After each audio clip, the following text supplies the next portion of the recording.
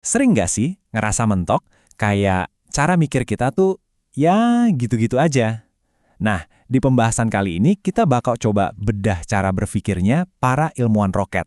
Idenya kita ambil dari buku keren Ozan Varol, supaya kita bisa bikin lompatan-lompatan raksasa, baik di kerjaan maupun hidup kita. Oke, jadi alurnya gini. Pertama, kita kenalan dulu sama bug alias kesalahan program di otak kita. Terus, kita pelajari pola pikir ilmuwan roket sebagai solusinya.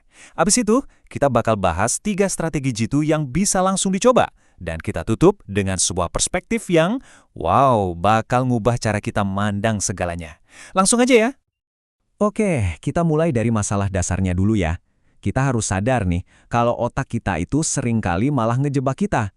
Kenapa? Soalnya, otak kita itu kayak jalan pakai software jadul yang udah ketinggalan zaman dan nggak relevan lagi buat dunia sekarang.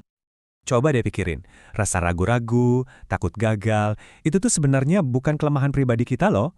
Anggap aja itu bug dari sistem operasi purba kita. Ya, warisan dari zaman nenek moyang kita, di mana pokoknya hindari risiko adalah kunci buat bertahan hidup. Nah, ini contoh yang gila banget sih.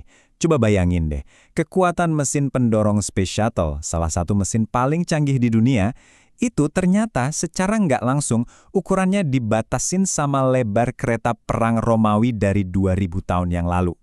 Gila kan? Ini bukti nyata gimana masa lalu itu benar-benar ngebentuk masa depan. Oke, jadi kalau otak kita punya bug bawaan kayak gitu, terus gimana dong cara benerinnya? Nah, jawabannya itu bukan dengan ganti hardware baru, tapi dengan ganti mindset. Kita butuh pola pikir yang benar-benar beda. Penting banget buat dicatat ya. Ini tuh bukan soal jadi jago fisika atau matematika. Sama sekali bukan. Ini lebih ke soal memakai toolkit mental yang baru. Sebuah cara pandang buat ngelihat masalah, buat ngubah kegagalan jadi kemenangan. Dan yang paling keren, siapapun bisa pakai cara ini. Sip, sekarang kita masuk ke bagian yang paling ditunggu-tunggu, bagian praktisnya. Yuk kita kupas tuntas 3 strategi ampuh yang bisa langsung kita pakai buat mulai mikir kayak ilmuwan roket. Strategi pertama, namanya Reason from First Principles. Intinya gini, lupain semua solusi yang udah ada. Nggak usah lihat cara orang lain. Sebaliknya, kita bongkar masalahnya sampai ke akar-akarnya, sampai ke fondasi paling dasarnya. Ini tuh kebalikannya banget dari pola pikir, ya kan dari dulu juga begini. Dengan first principles, kita justru sengaja ngelupain kebiasaan dan asumsi. Terus kita bangun lagi pemahaman kita dari awal, hanya berdasarkan fakta-fakta yang udah pasti benar dan gak bisa diganggu-gugat. Contoh paling terkenalnya ya Elon Musk. Dia pakai cara ini buat SpaceX. Dia mikir, kenapa roket mahal banget?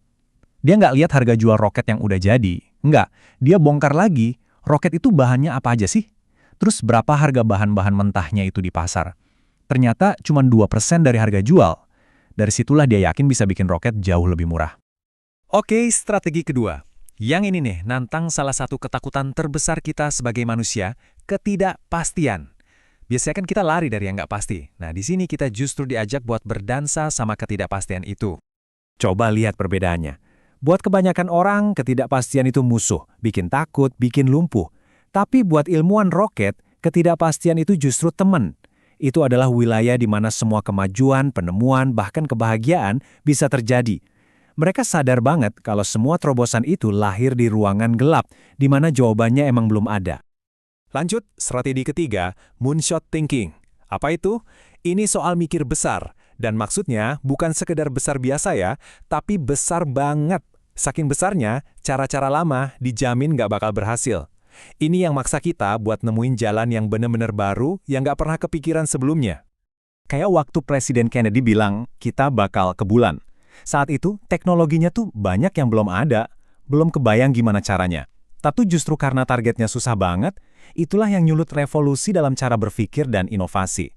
Tentu aja, pendekatan kayak gini butuh mental baja. Lihat aja perjalanannya SpaceX. Gagal sekali, gagal 2 kali, gagal 3 kali. Tapi, tiap kegagalan itu bukan akhir dari segalanya, justru itu jadi data super penting yang akhirnya ngebawa mereka ke keberhasilan. Nah, sebagai penutup, ayo kita mundur sedikit dan lihat gambaran yang jauh lebih besar.